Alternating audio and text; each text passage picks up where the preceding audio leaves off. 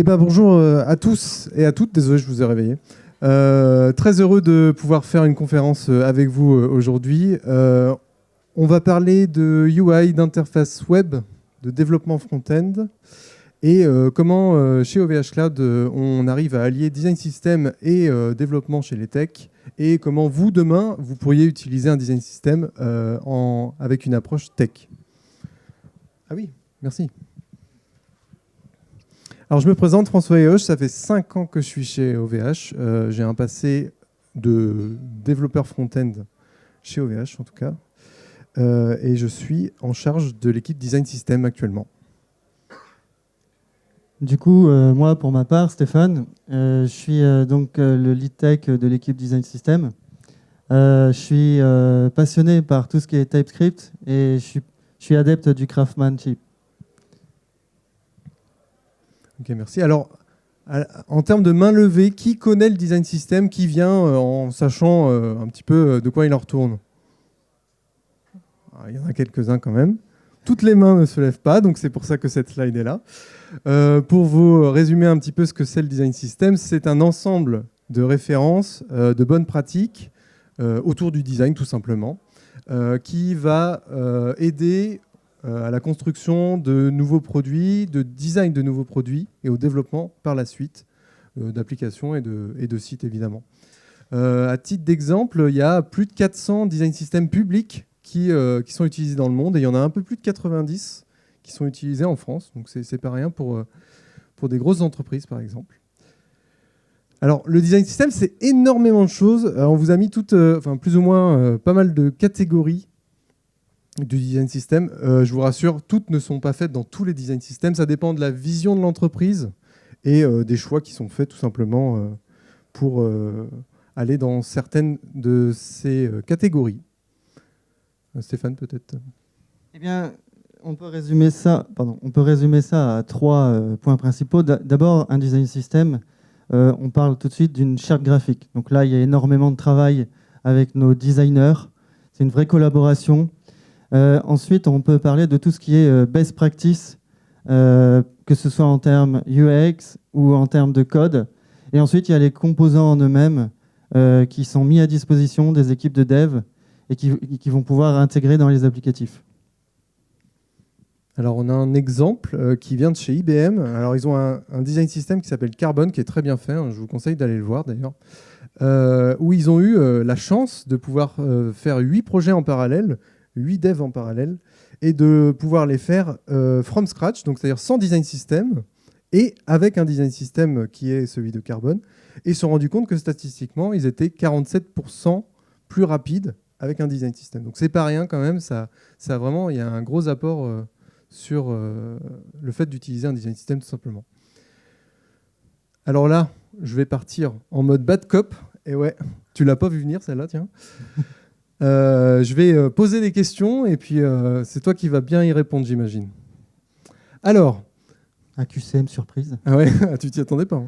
Hein. Comment, chez OVH Cloud, on arrive à uniformiser, à harmoniser les interfaces qu'on a? C'est un vrai challenge, sachant que actuellement, nous, on est dans une unit qui s'appelle Digital Tools, qui contient en gros 3 grosses applications. Le site vitrine, donc dès que vous arrivez chez OVH Cloud, tout ce qui est description de produits, les homepages, etc., ça va être dans cette partie-là. Le tunnel d'achat, donc le résumé de commande, le paiement, etc. Et l'espace client qui va permettre de faire la gestion des produits que vous avez achetés chez OVH Cloud. Donc il y a ces trois grandes applications-là, sachant que à chaque fois, quand on va construire un nouveau produit ou un nouveau projet, on va avoir tendance à être assez hermétique sur les différentes applications en termes de design et en termes de développement. Donc comment on arrive à décloisonner ça et faire quelque chose d'un petit peu commun, quoi? Alors tout d'abord, si on reprend le premier schéma, ce qu'on va se dire, c'est qu'on va créer une brique commune pour centraliser tous ces components qu'on va développer. On va l'appeler ODS pour OVH Cloud Design System. Bien trouvé. Comment ? C'est bien trouvé. Ouais, il y a eu de la recherche, vraiment. Et en fait, nous, on a commencé le design system avec un projet pilote, puisqu'on est dans la vraie vie. on ne peut pas commencer par un design système qui est d'abord fait pendant X mois. Donc on a directement éprouvé en étant très itératif. Ce qu'on a fait, c'est qu'on a développé quelques composants pour démarrer avec ce fameux projet. Comme vous pouvez voir sur l'écran, donc un panier sur la droite pour résumer ce que le client veut commander. On a commencé effectivement avec un bouton, c'est plutôt classique en général, et puis une tuile sur la gauche là que vous pouvez voir qui résume un peu un pack que vous pouvez commander.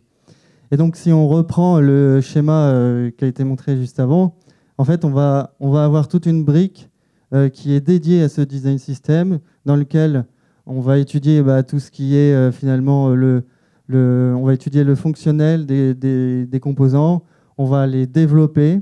Et en fait, dans les équipes qui vont utiliser ces composants-là, il n'y aura plus cette notion de dire « Ah oui, il faut que je développe un composant UI pour mon appli ». En fait, ça va être de l'utilisation de composants qui est déjà développé. Et donc, ce qui va se passer, c'est qu'on va garder que le code métier. On va pouvoir se concentrer vraiment sur quelque chose à forte valeur ajoutée pour l'équipe et pour avoir l'application finale.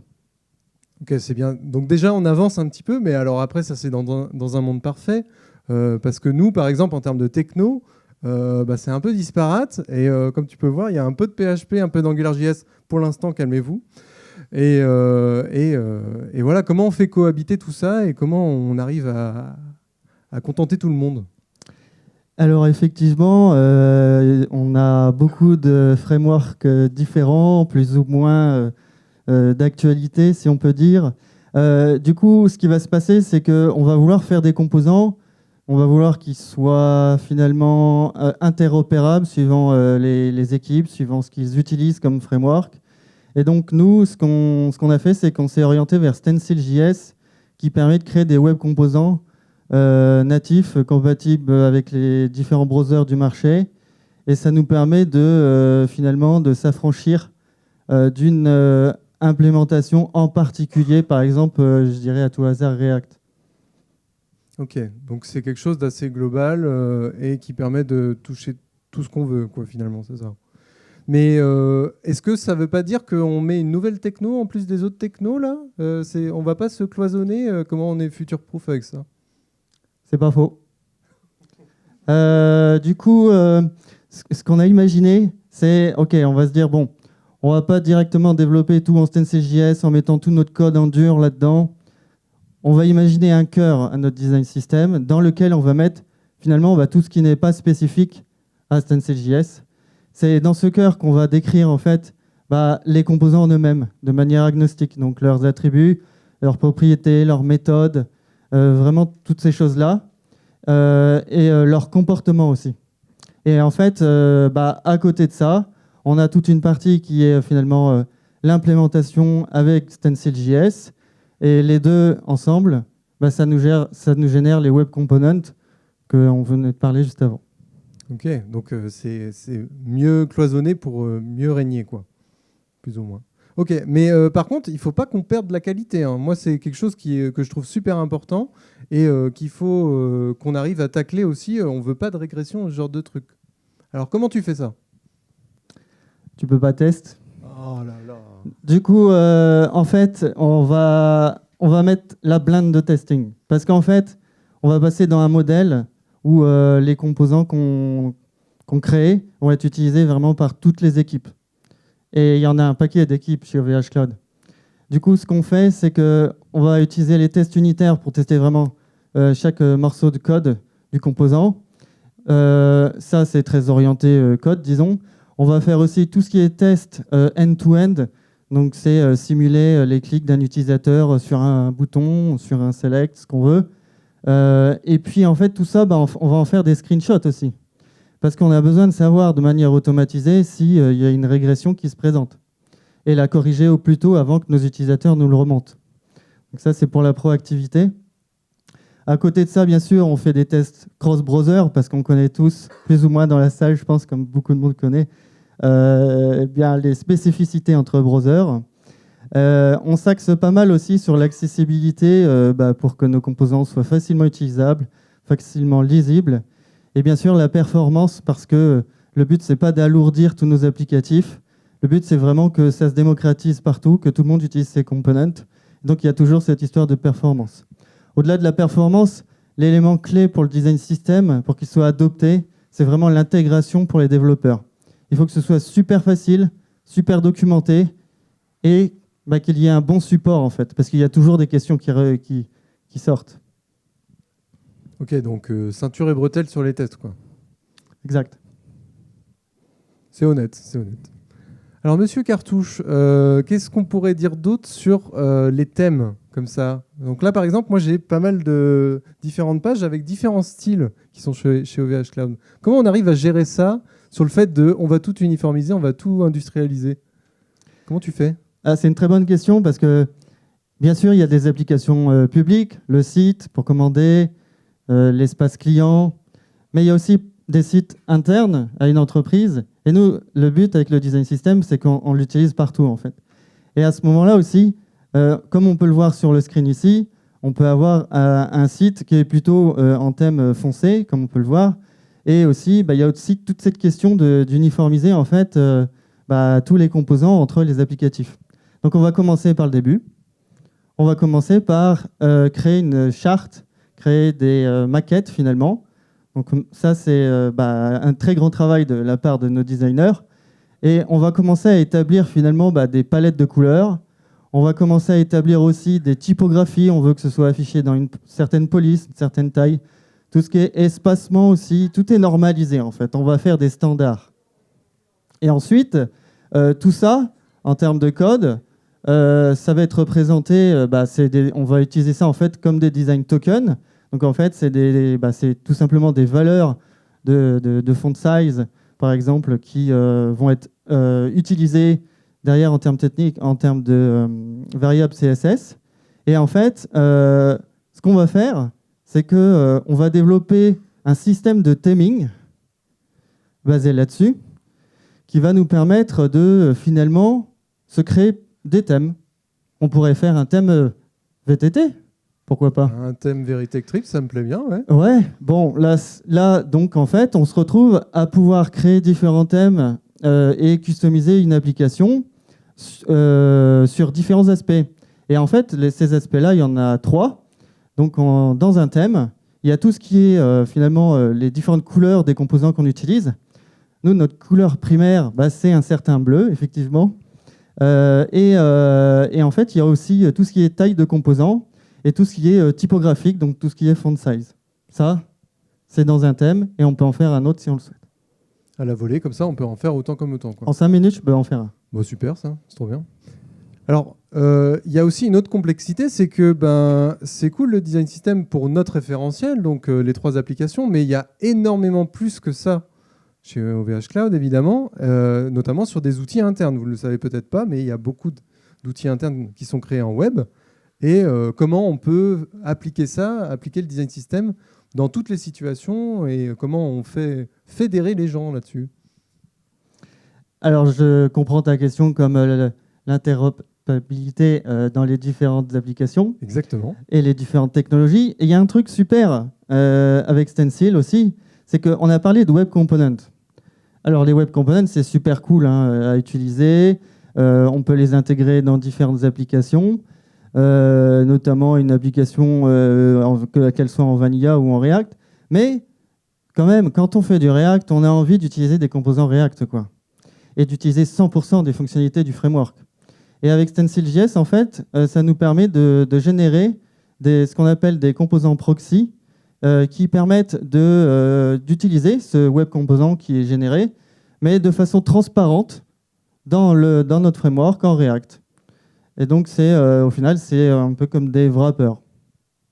Donc là, ça veut dire que quelqu'un qui a une appli React, il peut avoir des composants React et il ne sait même pas que c'est des composants en web component derrière.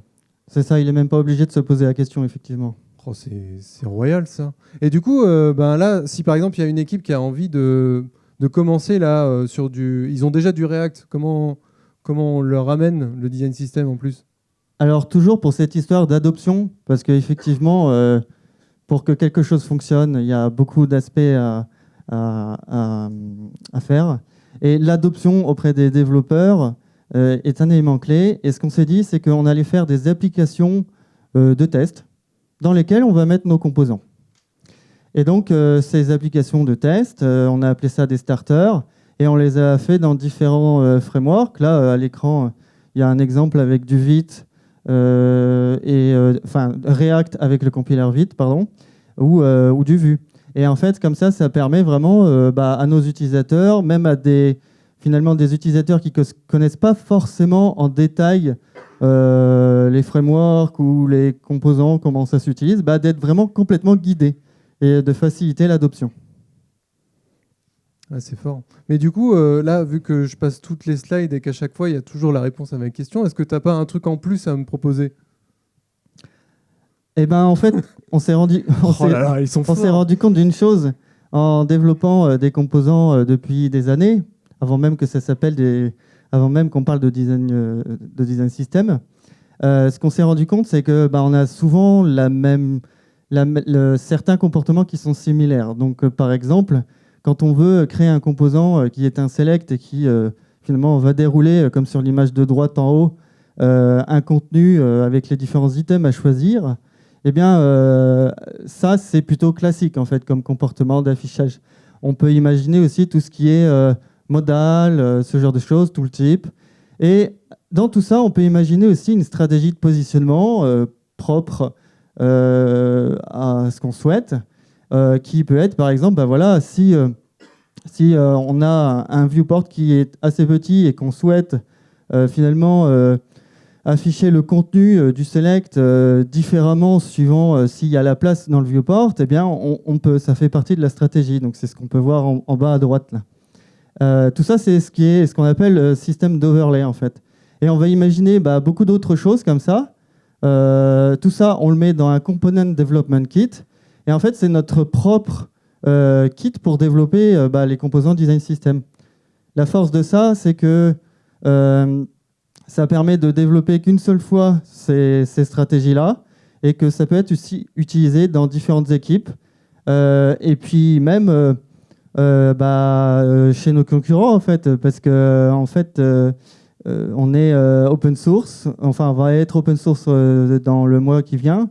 Et l'idée, c'est vraiment d'avoir des contributeurs à notre système. Ah, et du coup, cette brique-là, ça peut être agnostique de ce qu'on fait, quoi. De toute façon, l'open source, c'est notre force chez OVH Cloud. Oui, c'est sûr, c'est sûr. Par contre, je suis en train de voir, là, c'est toi qui as mis le screen, là? Doc Sandbox Note, c'est quoi ça? Très bonne question. Et en fait, on utilise un truc qui s'appelle Storybook, qui permet de faire une démo en fait, des composants et qui permet d'aller faire ses courses. En fait, voilà, on a une équipe qui veut développer une application. Elle ne connaît pas forcément tous les composants qui sont disponibles. Ouais. Et elle va pouvoir finalement aller voir cette liste, interagir avec ces composants, pouvoir les tester finalement, puisque sur la partie de droite, on peut voir que on a des petits boutons pour, par exemple, changer certaines properties et utiliser le composant d'une couleur différente, ce genre de choses. Et il y a aussi toute la documentation technique pour les développeurs de A à Z, en fait, en partant du Getting Started. Là, ici, on a un exemple avec notre fameux panier dans ce storybook qu'on avait vu tout à l'heure. Ok. Et du coup, ça me donne une idée parce que là, tu es en train de me dire que bon, il y a la sandbox et il y a de la doc technique, mais ce serait bien aussi d'avoir une sorte de doc fonctionnelle qui contiendrait un peu, je sais pas, toutes les best practices d'OVH Cloud et puis ça pourrait coexister en fait finalement. Qu'est-ce que tu en penses? Oui, complètement. De toute façon, en travaillant avec les designers, on se rend compte très rapidement que y a un côté tech et il y a un côté design et fonctionnel. Et en fait, on ne peut pas forcément mettre tout au même endroit. Notre travail sur le design system nous a fait se rendre compte de ça. Et on a toute une documentation finalement qui représente la charte, qui représente le fonctionnel des composants, sans même encore parler de développement. Ok. Maintenant, si on écrivait le futur ensemble, Stéphane, qu'est-ce que t'en penses? Moi, ce que je te propose, c'est d'essayer de comprendre un truc, parce que moi, je n'ai pas tout compris. Moi, je suis un peu neuneux, hein, tu sais, mais j'essaye de comprendre, hein, vraiment fort. Donc là, de ce que tu me dis, vous avez fait tous ces composants-là dans l'équipe. Tous ceux-là sont prodés. Bon, ça en fait quand même pas mal, mais par contre, le truc, c'est que, bah, en fait, on peut écrire ce qu'on veut dedans. Donc, je peux faire un bouton avec écrit button dedans, quoi. Il n'y a pas de souci. Comment je passe d'un truc comme ça où il y a du texte libre à quelque chose de vraiment très ciblé et très orienté avec du code métier, potentiellement, bah là, tu vois, par exemple, pour sélectionner une quantité sur un data center. Effectivement, c'est une question très pertinente et c'est une question qui revient toujours quand on développe des web components natifs. C'est-à-dire que le design system, lui, il est très orienté l'image de marque, branding, et finalement fonctionnel utilisateur dans une UI, dans une user interface. Et on ne parle pas forcément encore de data center ou de dispo, de Verac.